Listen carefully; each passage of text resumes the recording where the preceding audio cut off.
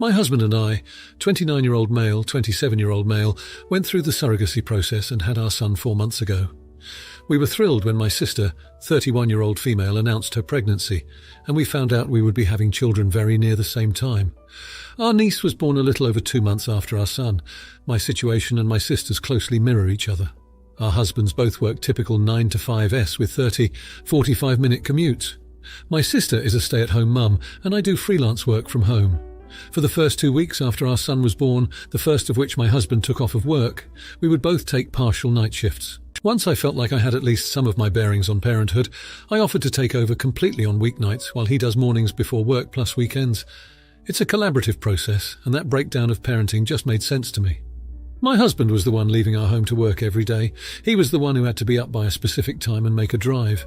At 4 months, we no longer have this obstacle anymore, and to be honest, I kind of miss the sweet, quiet bonding time those extra night feeds provided, now that he's settled onto a nice sleep schedule and usually only wakes up once. Still, I think we got it down to almost the perfect science before we exited the newborn stage. My sister, on the other hand, is very much still in that phase and struggling. This has been a recurring problem for her from the beginning. She's been coming to me saying she's scared she's going to fall asleep holding the baby, that her husband won't help her with the night feeds, etc. I tried to give her tips since I've been through it.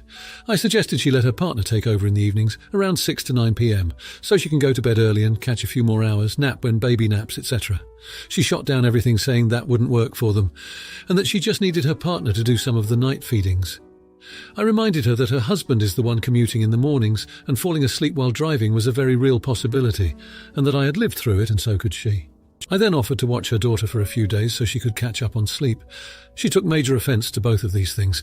She said I was belittling her experience and acting like I was a better parent. She said I couldn't truly empathise with her or give her valuable tips since she'd been pregnant, and I hadn't. And that me offering to watch my niece just felt like me saying she needed help raising her own daughter. My intentions were definitely not malicious, and I'd like some outside perspective here. Am I the jerk? Edit. I'm a man. Saw some people calling me a woman in the comments, just wanted to clarify. Small update here, but the TL doctor of it all is that I've apologised because I was definitely the jerk for those comments, even if I didn't intend to be. My sister accepted said apology, and hopefully moving forward I can truly be the listening ear she needed, and not someone who offers solutions that weren't asked for, especially when our circumstances aren't all that similar. My husband has clearly been taking on many more parenting duties than hers, and she and my niece both deserve better than that. Edit. Since poo mode has been activated, I can no longer comment without specifically messaging the mods to get them to approve said comment.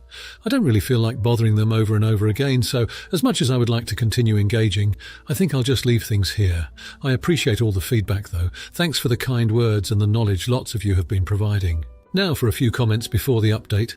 Comment 1. I'm not going to be as cruel as the other commenters, or try to belittle the fact that you're a parent because you are. But she, unfortunately, is going through more than you did. Being pregnant is exhausting, believe me, I've done it twice. Your body isn't going through the same process as hers is. She's healing, dealing with insane emotions and hormonal changes. You're obviously going through a huge life change as well, but again, it's not on the level that she is. I'm a stay-at-home mum as well, and my husband works. I've got 2 children, 4 and 1, and with our second, he was able to help out significantly more than the first. Now, not every night, but sometimes when I got very little sleep, he would get up and heat breast milk and feed our baby at night, even when he had to work the next day. She shouldn't demand help, but she also shouldn't have to demand help. Her husband should just do it. It's his kid too. You will come to learn that being a SAHU is a whole job in of itself. Usually when my husband gets home nowadays, I go and take about 30 minutes to myself. If I wasn't able to do that, and I know some people can't, I'd be so stretched thin, it's crazy. My kids stress me out, Lowell, especially the little one. She's such a quizzical kid, into literally everything all the time. I can't keep my eyes off her for a second. Anyways, I think you should apologise. I won't call you an AH, but you were kind of wrong in your assumption. Comment 2, you're the idiot. Your situation is not even close to being the same as hers. On top of that, her partner should be helping at night. It matters not one bit that she isn't the one driving to work. Everyone handles the postpartum period differently. One person's experience is not everyone's. Some breeze right through it and some struggle. Just because you managed the way you did doesn't mean everyone can. If she has concerns about falling asleep with the baby in her arms, he should listen and help. This is a legitimate concern. As a nurse who works with postpartum mothers, I've seen it, and it's freaking devastating. And guess who will come down on her for dropping the baby because she nods off during a feed? Yep, her partner, and probably you as well, because she's a stay-at-home mum and all she has to do is take care of the baby, right? She should be getting plenty or rest during the day while the baby sleeps, right? I imagine if she can lay the baby down during the day, the last thing she feels she can do is take a nap. I know I never could. I was always doing all the things I couldn't with the baby in my arms. Show some compassion.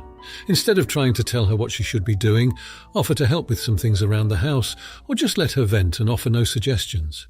Or maybe suggest to the father of the baby to actually help at night, even if it's only for one feed. It's not forever, and it's not asking too much. Comment 3. Full offence, but yes, you're the idiot. Your situations do not closely mirror each other. Her experience has been very different, especially considering her body is still recovering from pregnancy and giving birth, which is painful and completely exhausting. Did she have a C-section or natural childbirth? Did she have tear, have stitches? These details matter. She could also be struggling with PPD, something you do not have to worry about. I don't say this to belittle you. I say this because you're belittling her. You are turning this into a competition, and it's clear you do think you're the better mother. How arrogant. It is normal to expect your husband to help with night feedings. Just because you have not needed that help, likely because you didn't give birth and have absolutely no idea what that is like, does not mean you get to pass judgment on your sister for having different needs. Every baby is different. Even siblings with the same parents can be entirely different. If you actually want to help her, stop comparing yourselves and stop acting like she's doing something wrong. Her baby and her schedule and her life are not yours, and they are not like yours. Stop that. Be supportive and kind. Be a good sister. Edit. OMFG, the fact that you're actually a man makes this so much worse. Where did you get the audacity because you took too much now? For the update, well, things have taken a turn for the worse. Just a few weeks after our last altercation, my sister's husband Tim had a serious accident at work. Some sort of machinery malfunction. It was really grim for a while there. He ended up in the ICU with major injuries. Of course, my sister was beside herself with worry, and now she's left to manage a newborn alone while Tim recovers, so I offered to help out as much as I could. Unfortunately, it seems she's still holding on to our past disagreement. When I offered to watch my niece or help with the night feedings, my sister lashed out. She accused me of taking advantage of Tim's situation to prove a point about how essential my parenting advice was. It got particularly nasty when she insinuated that my husband and I were somehow less capable or invested parents because we had used a surrogate. I've tried to keep my cool, reminding myself she's under a lot of stress, but I can't deny it stings, especially given that she knows how heartbroken we were to find out we couldn't have a child naturally. Then, as if things weren't complicated enough, the mother of our surrogate child contacted us out of the blue. She's having financial problems and asked if we could provide some additional support. My husband and I are more than willing to help, but we're wary. It's a sensitive situation and we don't want to do something that might make her feel like she's selling or giving away her child, especially given the pain we felt from our own fertility issues. So, yeah, it's been a rough month. Definitely not the joyous, new baby-filled experience we were all hoping for. Now for the comments. 1. Not the idiot. You offered to help in a difficult situation, which shows you have your sister and her family's best interest at heart. It's unfortunate that she's using this situation to bring up irrelevant issues about your parenting choices. Your choice to use a surrogate does not define your ability to parent. 2. Not the idiot. However, you might want to consider setting boundaries with the surrogate mother. It may be difficult given the emotional circumstances, but it's important to remember that you have already fulfilled your financial obligation in your surrogacy agreement. As much as empathy is needed, it shouldn't negate the fact that a contract was agreed upon and followed through. 3. Not the idiot, but it's essential to communicate clearly and honestly with your sister about the situation. It seems like there's a lot of stress and emotions are running high, which might have led to miscommunication or misunderstanding. A calm conversation could help in understanding each other's feelings and finding a solution. Now, for the next story. This is about my oldest. He has always wanted to travel the world and he just told us that he will have his wedding in France. We thought he was joking when it first happened, because he has mentioned so many destinations at this point. I also thought it would be in at least a year, but the invites came today. It is in 4 months in France. He's looking to do a mini-trip and apparently was able to book a small church in France for the whole thing. I told him it is absurd that he thinks we would be able to go. I don't have the PTO.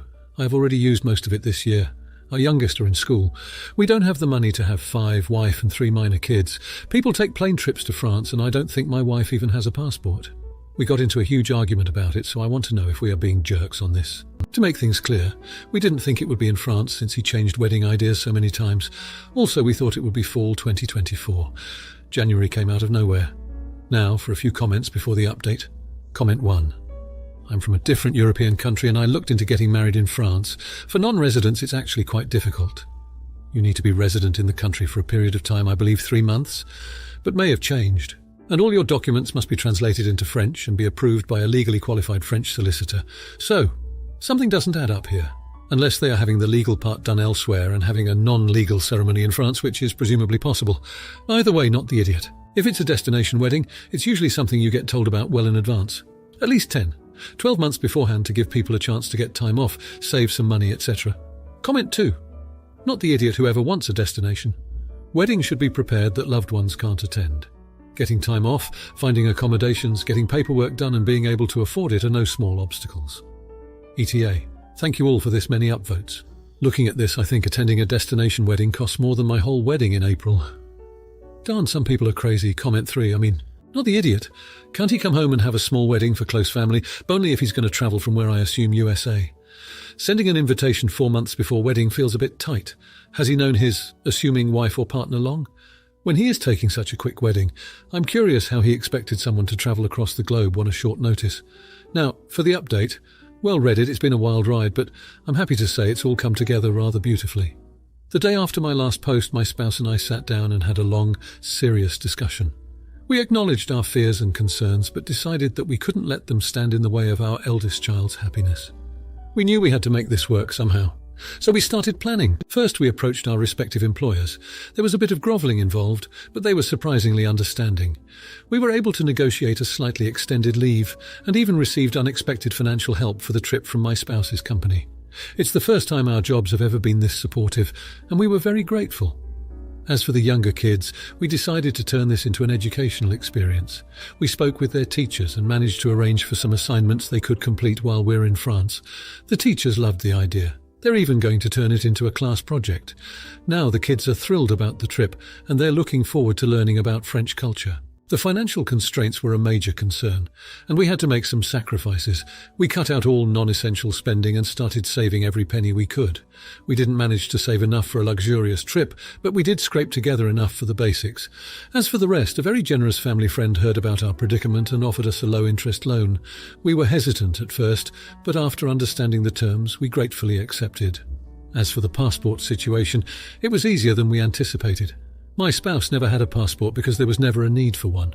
We rushed the application and by some miracle it arrived in time. The wedding was an absolute dream.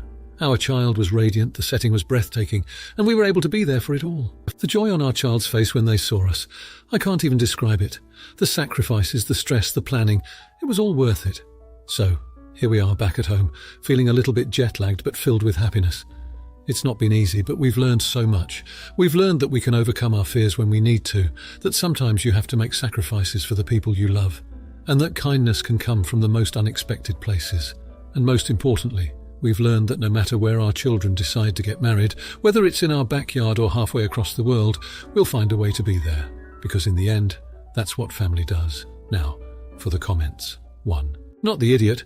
It's clear that you went to great lengths to ensure you could attend your eldest child's wedding. It's commendable that you were able to negotiate with your employers, take advantage of unexpected assistance, and even turn this into an educational experience for your younger children. You've shown that family truly is the most important thing, and you were willing to make sacrifices for them. 2. Not the idiot. You've demonstrated a beautiful example of resilience and love. The fact that you received a low-interest loan from a close friend shows the strength of your relationships and the trust people have in you. Your commitment to your family, despite the financial constraints, is admirable and shows a lot of character. 3. Not the idiot. The steps you took to overcome your obstacles and the sacrifices you made for your family are truly inspiring. The most significant part is the lesson learned, the importance of kindness and the strength of familial bonds. It's clear that this journey was about much more than just attending a wedding. It was about family and being there for each other, even when it's challenging. Now, for the next story. I, 30s female, got married to my husband, 30s male, this July. Our wedding theme was the fairy court. We only invited close family and friends and asked that they wear jewel-toned dresses and suit jackets. The wedding was in a forest. We also took photos with almost everyone, not just the wedding party, which only consisted of a best man and a maid of honour. My sister-in-law, mid-20s, shows up in a blush pink dress and her boyfriend in a cream suit jacket. She thought that would make her stand out, I guess. She is an attention seeker according to everyone but her mum. Jokes on her, my dress was gold and shimmery. And my husband was in an emerald green jacket. Also, I was wearing a full-on crown, so there was no mistaking who the bride was. When the photographer asked me if she should Photoshop them a bit to make them blend in more, since we went with a dramatic photo style that emphasised the deep jewel tones and the darkness of the forest, I told her not to bother. Make them look nice, but don't change the colours or anything like that. Well, I received the photos 4 days ago. I posted some on my Instagram and most on Facebook, since most of our older relatives use it exclusively, and my sister-in-law and her boyfriend looked so out of place they were almost washed out. Then she had the nerve to comment on my post in a very passive-aggressive way, something along the lines of me washing her out to make myself stand out more. I replied by saying that she washed herself out by ignoring the wedding theme. She deleted her comment, but then we met last night at my in-laws. It was an accident, not planned or anything. She said pretty much the same thing, and I repeated that she was washed out because the photo style we chose emphasised deep colours, and that's why we asked people to wear jewel tones. It escalated and ended with me telling her that she looked terrible in our photos, her complaint because she was a jealous woman who thought she could upstage me with a $30 dress the colour of diluted Pepto. She started crying and left. Now my mother-in-law says I owe my sister-in-law an apology for publicly shaming her, as well as insulting her looks. So am I the jerk? Now for a few comments before the update. Comment 1. Everyone sucks here. Holy shoot. Do you all not have anything real to worry about? When you complicate the dress code to tell people what colours to wear, not everyone is going to comply. You had the choice to be gracious about it. She had the choice to shut up and not complain about how she looked in pictures that probably won't see the light of day after you settle into married life. Instead, you both chose to indulge in mean girl energy last seen in the 7th grade cafeteria. Absolutely no one is going to remember or care what anyone wore to your wedding once those pictures stop making the rounds on social media. Both of you need to calm the egos, and you need to remember what the day is supposed to be about. A celebration of marriage, not a meltdown over a dress. You owe each other an apology, no winners here. Comment 2. Not the idiot A. You did not insult her looks. You told her that the colour of her dress was a bad choice and that you were aware she chose it to stand out from everyone else. B. You already told them the dress code and they chose to do their own thing. Whilst I'm not necessarily for imposed dress codes at weddings outside of the regular expectations, smart casual / cocktail / black or white tie, and no white LOL, the fact that they look washed out in the photos is down to their choice of clothing, not the photographs or the photographer or you. Comment 3. Not the idiot. She fricked around an amp, found out. Sister-in-law an amp. Her boyfriend tried upstaging you and amp, your husband at your own wedding. The photographer offered to Photoshop them and amp. You refused on the grounds that the photos remain honest. You didn't do anything wrong. Don't apologise to what appears to be the golden child. She'll eventually stop talking to you altogether, so that's a win-win. Congratulations on your wedding. Now for the update. I'm afraid things have taken a turn for the worse. In the last month, my relationship with my sister-in-law has deteriorated even more. She didn't take kindly to the insult I threw at her, and unfortunately, it seems she's been holding a grudge. Last weekend she ended up throwing a party, and true to her nature she went all out on a pastels and pinks theme, fully knowing how much I detest pastels. They clash horribly with my fiery redhead complexion. As a peace offering I decided to partake in her theme and show up in a pastel blue dress, a colour that particularly washes me out. During the party she insisted on having a photo shoot for all attendees. I didn't think much of it until she shared the photos online and tagged everyone. There I was, looking like a ghastly spectre, amidst a sea of glowing pastel-clad guests. The comments started rolling in and they weren't pretty. To make matters worse, my mother-in-law has been feeling unwell recently. And amidst all this, my sister-in-law has been painting me as the main antagonist, causing unnecessary stress for her. My husband is caught in the middle and it's putting a strain on our still-new marriage. At work, things haven't been smooth sailing either. Some of my colleagues who were in attendance at both the events have started making snide comments and poking fun at the colour clash catastrophe and pastel debacle. It's mortifying and is beginning to affect my professional life. I've tried reaching out to my sister-in-law to mend things, but she is adamant that I need to apologise publicly, just as she claims I had humiliated her during my wedding. I'm at a loss for what to do next. I never intended for the situation to escalate this much over a colour clash, but it feels like it's spiralled out of control and is causing harm to my personal, familial and professional relationships. Now for the comments. 1. Not the idiot. It's clear that your sister-in-law put you in an uncomfortable situation by choosing a party theme that she knew you would not enjoy. Despite this, you still made an effort to respect her wishes and attend the party, even wearing a dress that didn't suit you. It's not right for her to demand a public apology when she played a crucial part in creating this situation. 2. Not the idiot. It's your sister-in-law's responsibility to address any misunderstandings publicly, especially since she was the one who shared the photos online. She needs to make it clear that the negative comments and ridicule are uncalled for. The fact that she's putting her ego before your mental health and the well-being of her own mother shows a lack of maturity and empathy on her part. 3. Not the idiot. You should not be punished at work for a personal issue. Your colleagues are crossing a line by mocking this situation, which is none of their business. As for your sister-in-law, she should be trying to ease the tension, considering it's affecting not just your personal life, but also your professional life.